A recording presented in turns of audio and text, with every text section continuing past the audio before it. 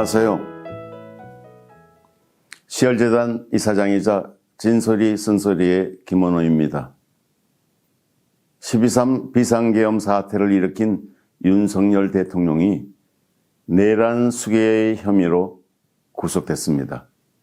법정에 직접 출석하여 비상계엄의 정당성을 설파하고 온갖 법이론을 동원해서 자신에 대한 체포와 구속이 부당하다고 강변했지만 헌정사상 최초로 구속된 현직 대통령이라는 오명을 피하진 못했습니다. 대법원의 재판연구관이 공수처가 직권남용죄를 기초로 내란죄를 수사하는 행위에 문제가 있다고 법원 내부망에 글을 썼지만 보수 유튜버들이 차은경 부장판사의 성향을 분석한 글과 함께 대법원 재판연구관의 글을 퍼나르면서 윤석열 대통령의 구속영장이 기각될 가능성이 크다고 목소리를 높였지만 이변은 일어나지 않았습니다. 오히려 서울 서부지방법원이 있는 마포구 공덕동 일대를 꽉 채우면서 구속영장 기각해라, 그게 민심이다 라고 외쳤던 수많은 시민들은 허탈한 심정으로 슬픈 새벽을 맞이해야만 했습니다.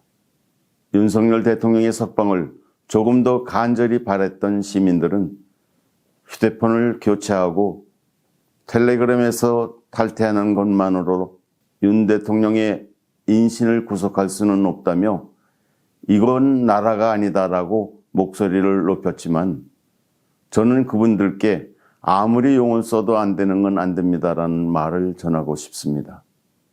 그래서 오늘의 찐소리 쓴소리에서는 윤석열 대통령이 구속된 진짜 이유를 끄집어내보려 합니다. 차은경 부장판사는 19일 오전 2시 50분쯤 윤 대통령에 대한 구속영장을 발부하며 피의자인 윤 대통령이 증거를 인멸할 염려가 있다라고 짤막한 구속의 이유를 밝혔습니다. 윤석열 대통령의 석방을 갈구하던 시민들이 말하는 휴대폰 교체와 텔레그램 탈퇴가 구속의 직접적인 이유는 아닌 듯 합니다만 차은경 부장판사의 속내는 알 수가 없으니 단정하지는 않겠습니다. 저는 휴대폰 교체와 텔레그램 탈퇴가 구속의 직접 사유는 아니라고 봅니다. 법원이 구속영장을 발부할 때는 첫째로 피의자가 죄를 범했다고 의심할 만한 상당한 이유가 있어야 하고, 둘째로 피의자가 일정한 주거가 없어야 하고, 셋째로 피의자가 증거를 인멸할 염려가 있어야 하며, 넷째로 피의자가 도주할 우려가 있어야 합니다. 이 네 가지 조건에서 윤 대통령에 해당되는 건 첫째와 셋째의 조건인 듯합니다. 차은경 부장판사는 구속의 명시적인 이유로 증거 인멸의 우려를 들었지만 저는 오히려 첫 번째 이유인 범죄에 대한 소명이 구속의 사유로 더 크게 작용했다고 봅니다. 거기다가 하나를 덧붙인다면 자기 잘못을 뉘우치지 않고 공수처의 소환조사에 불응하며 보인 적반하장의 태도입니다. 차은경 부장판사가 구속영장을 발부한 이유는 1월 18일 오후 2시부터 서울 서부지방법원에서 열린 윤 대통령의 구속영장 실질심사를 따라가 보면 충분히 알 수 있습니다. 윤 대통령 측과 공수처는 전날 오후 2시부터 6시 50분까지 열린 영장 실질심사에서 프레젠테이션 자료 화면까지 띄워놓고 치열한 법리 공방을 벌였다고 합니다. 윤 대통령은 지난 15일 공수처에 체포될 당시에 입었던 정장 차림으로 법정 중앙에 앉아 있었으며 4시 35분부터 5시 15분까지 40분간 발언했던 것으로도 부족했는지 마지막 5분의 최후 변론도 마다하지 않았다고 합니다. 윤 대통령과 윤 대통령 측 변호사들의 일관된 주장은 비상계엄을 내란으로까지 확대 해석하면 안 된다는 것이었지만 법원은 대통령의 비상계엄 선포권 행사는 사법심사의 대상이 되지 않는 통치 행위이며 내란죄 수사권이 없는 공수처가 불법 수사를 했다라는 윤 대통령 측의 주장을 전혀 받아들이지 않았습니다. 한마디로 말해 차은경 부장판사를 설득하지 못했다는 소리입니다. 윤 대통령에 대한 구속영장 발부는 향후 열릴 형사재판에서도 큰 영향을 미칠 가능성이 있습니다. 법원은 피의자가 죄를 범했다고 의심할 만한 타당한 이유를 인정해야 구속영장을 발부하기 때문입니다. 윤 대통령에 대한 구속영장 실질심사는 휴정시간 20분을 제외하면 4시간 30분 동안 진행됐다는 것인데 공수처 측에서는 주임검사인 차정현 수사사부장을 비롯해 6명의 검사가 출석했고 윤 대통령 측에선 김홍일, 윤곽근, 석동현 변호사 등 쟁쟁한 변호사 8명이 출석했다고 합니다. 윤 대통령 측이 대통령의 비상계엄 선포권 행사는 사법심사의 대상이 되지 않는 통치행위라는 윤 대통령의 주장을 법원이 받아들이지 않았던 진짜 이유를 지금부터 살펴보도록 하겠습니다. 제가 생각하는 윤석열 대통령의 구속 사유는 윤 대통령이 비상계엄을 선포하면서 헌법과 법률을 지나치게 많이 위반했다는 점입니다. 헌법 제77조 1항에 따르면 윤 대통령은 비상계엄을 선포할 요건을 갖추지 못했는데도 민주당의 줄 탄핵을 국가위기라 설레발치며 비상계엄의 명분으로 삼았습니다. 참으로 어이없는 주장입니다. 누가 뭐라 해도 헌법을 위반한 친위 쿠데타였는데 말입니다. 이 점을 확실히 하기 위해 헌법 제77조 1항을 살펴보고 다음으로 넘어가겠습니다.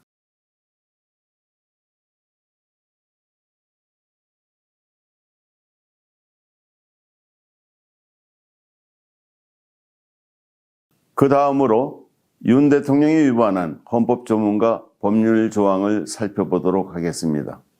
법률 조항 위반은 계엄법 위반 사항입니다. 먼저 헌법 82조를 보도록 하겠습니다.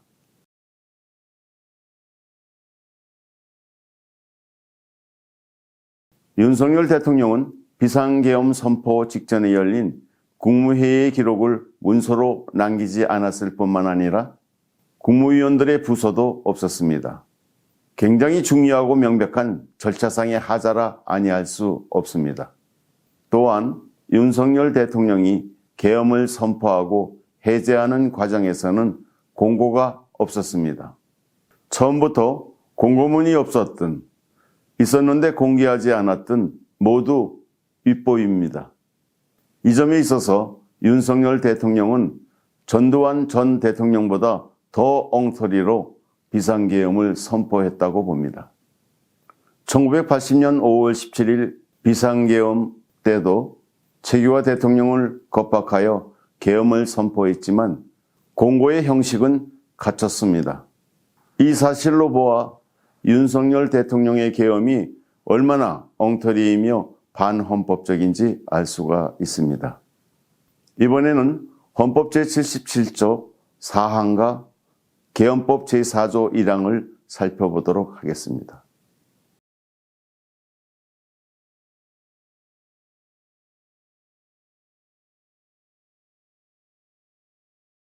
윤석열 대통령은 국회에 계엄군을 보내기 전까지 비상계엄을 선포했다는 사실과 그 이유를 국회에 통과하지 않았습니다.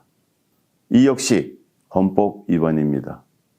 이것만 위반한 것이 아닙니다. 계엄법 제2조 6항도 위반했는데 그 내용은 아래와 같습니다.